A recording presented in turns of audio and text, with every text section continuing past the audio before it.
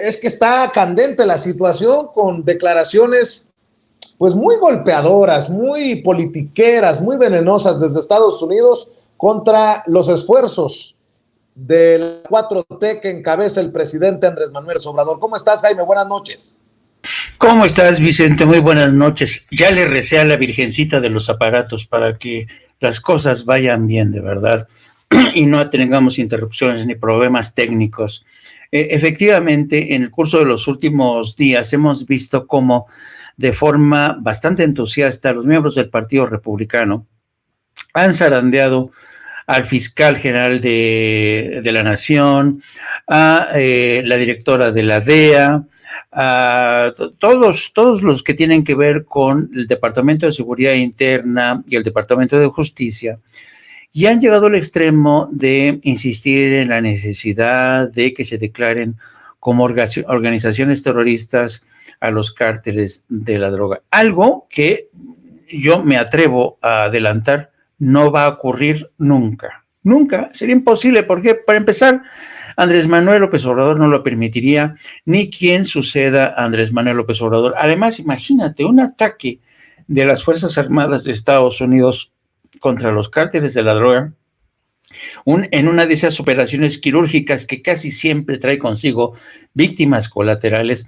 Es decir, es una irresponsabilidad y una barbaridad de parte de estos congresistas insistir en que México tiene que hacer más de su parte. Lo vimos incluso como el fiscal general, presionado por Lindsey Graham, un tipo que siempre ha estado con el mismo discurso de que México tiene que hacer más, obligó al fiscal a decir que sí, pues efectivamente México tiene que hacer más. Lo que no le dijo el fiscal es que México ha tenido niveles récord de incautación de fentanilo, y a mí me llama mucho la atención que en medio de estos dimes y diretes, republicanos como el propio Lindsey Graham o Dan Crenshaw, Dan Crenshaw, que es un veterano del ejército de Estados Unidos, que fue el que le respondió esta mañana al presidente diciéndole: ya me gustaría ver, señor presidente, cómo reaccionaría usted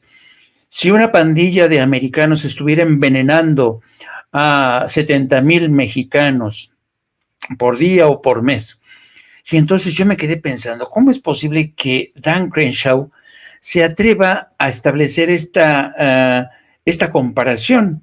Tú sabes que Dan Crenshaw, lo mismo que Lindsey Graham, todos ellos, sus campañas electorales de la mayoría de los republicanos están financiados por las grandes compañías farmacéuticas, por ejemplo, como Purdue Pharma, ¿no?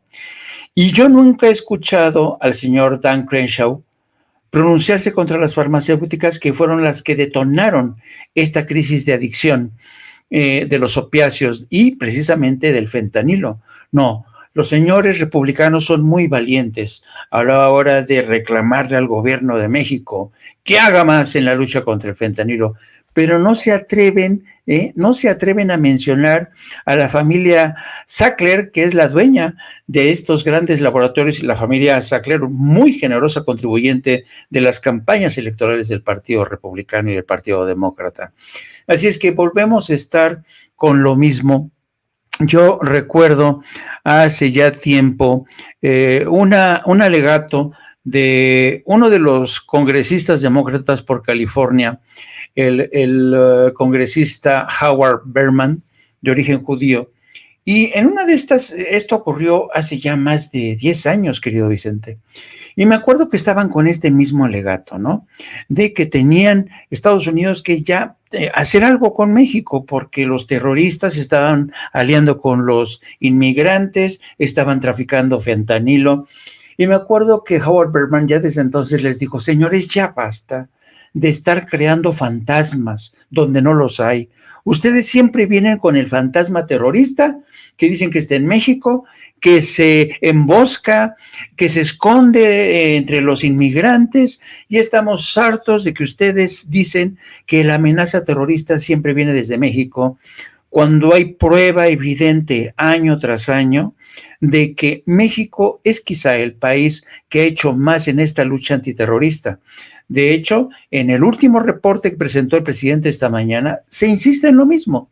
México ha hecho todo lo posible. Durante la presidencia de Felipe Calderón, incluso llegaron, y es de una de las operaciones encubiertas de las que ha presumido Felipe Calderón para decir que él lo hacía todo, lo hacía bien. Felipe Calderón ha presumido que él contribuyó en la detención de un terrorista que iba a atentar contra el embajador de Arabia Saudita en Washington. Pero eso no es cierto. En un principio se creyó que era así, pero después se descubrió que el supuesto terrorista era un ciudadano iraní que había sido asusado por un agente encubierto de la DEA para que entre los dos crearan esta operación para asesinar al embajador de Arabia Saudita, cosa que nunca ocurrió. Esto, por supuesto, no se ha encargado de aclararlo Felipe Calderón, pero forma parte de este largo anecdotario en la que los republicanos insisten año tras año con esta cantaleta de que hay que tener en cuenta a México como un lugar, como un refugio de actividades terroristas y que ya ha llegado tiempo de que el ejército de Estados Unidos intervenga. A mí me parece que la respuesta del presidente fue hoy pues realmente la indicada. El presidente dice que esto es mera propaganda política, y es cierto, los republicanos ya sabemos que empezaron a aceitar la maquinaria electoral y están acusando a los demócratas de ser demasiado débiles, de no exigirle respuestas a México, etcétera, etcétera, etcétera. A mí lo que me extraña, francamente, Vicente, es que parece ser que los periodistas y los medios de comunicación en México parece que no tienen memoria histórica o tienen muy flaca memoria, porque esto se repite año tras año.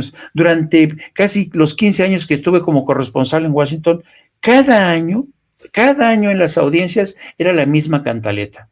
Y cada año los periódicos como El Universal, El Reforma, hacían lo que han hecho hoy. Exigen intervención, exigen contra los cárteles, hay que ir tras ellos. Y el gobierno de México de López Obrador ha hecho bien decirlo, tranquilos, esa es pura propaganda.